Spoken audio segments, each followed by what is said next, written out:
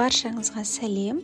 Бүгін сіздермен өте тез дайындалатын, яғни 30 минутта дайын болатын торттың рецептімен бөлісетін боламын. Міндетті түрде жасап көріңіздер. Алдымен таза ыдысымызға жұмыртқа, сгущенка және де сұйық май қосып, жақсылап араластырамыз.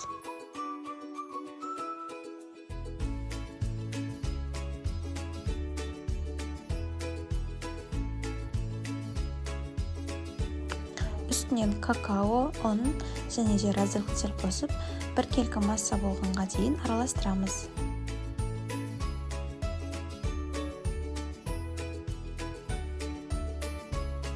Пергамент қағазы төселген формамызға құйып массамызды біркелкі етіп жайып, қызып тұрған 180 градус пеште 10-15 минут пісіріп аламыз.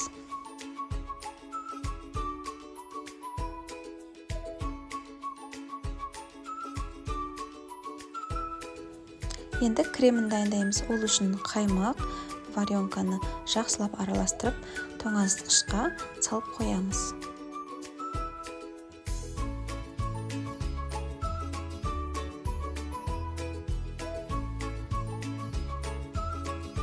Қамырымыз піскен соң кішкене суытамыз.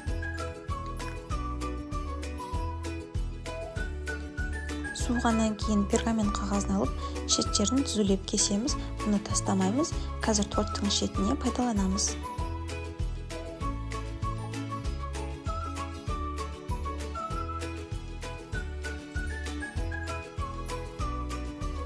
Қамырымызды бірдей етіп, 4 бөлікке бөлеміз.